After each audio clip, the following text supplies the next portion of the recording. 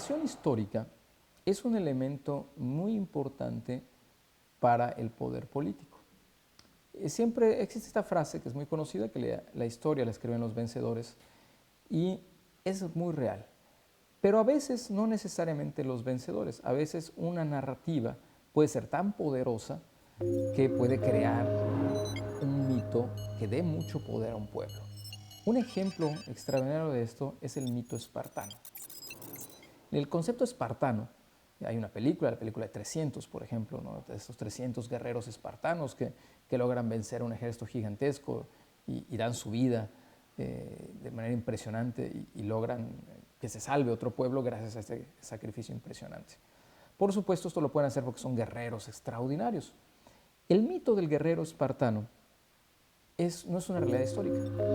Curiosamente, en la época en la que se vive esta gran batalla, la batalla de las Termópilas, los espartanos eran muy famosos, sí, pero no por ser grandes guerreros.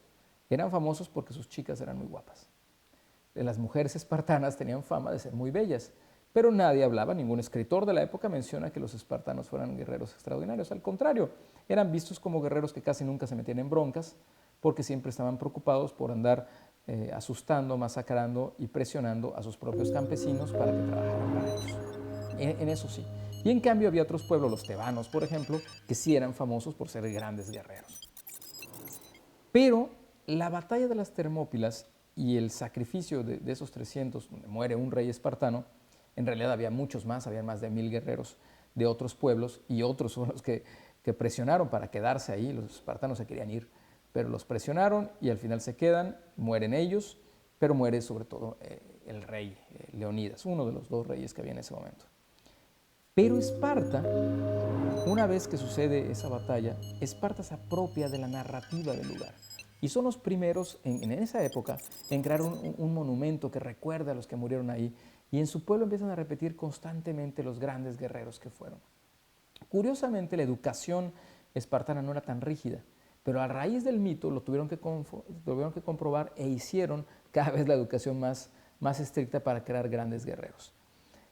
Finalmente los espartanos no estuvieron en tantas batallas en la historia ni fueron tan exitosos, pero sí lograron tener un impresionante éxito en dejar para la posteridad la idea de que eran unos sorprendentes y casi invencibles soldados. Y esto durante mucho tiempo les permitió tener una gran comodidad.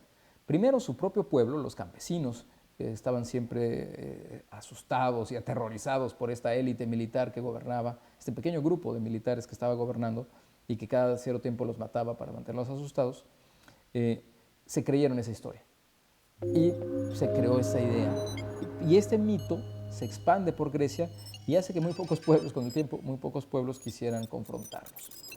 Eventualmente, Esparta, que no tuvo un gran crecimiento cultural, finalmente va a entrar en una decadencia y pasará a la historia. Pero el mito se va a mantener y ha llegado hasta nuestros días. Existen equipos de fútbol americano que se llaman Spartans, existen juegos de video en donde el espartano es un personaje extraordinario y la palabra sigue ahí. En realidad lo que lograron, su mayor victoria militar, habría sido apropiarse y expandir una narrativa que les dio un poder durante mucho tiempo sorprendente. Ese es quizás uno de los mejores ejemplos de cómo la historia puede servir a los poderosos. De alguna manera no fue un servicio muy útil a sus pueblos, ¿no? A los que habitaban cerca, y tampoco lo fue, pero sí demuestra cómo hay que tener mucho cuidado con lo que escuchamos, con estas historias oficiales. Lo mejor es analizar, profundizar, estudiar más y ver qué hay detrás del mito. Muchas gracias, síganos en redes sociales donde hablaremos más sobre historia política.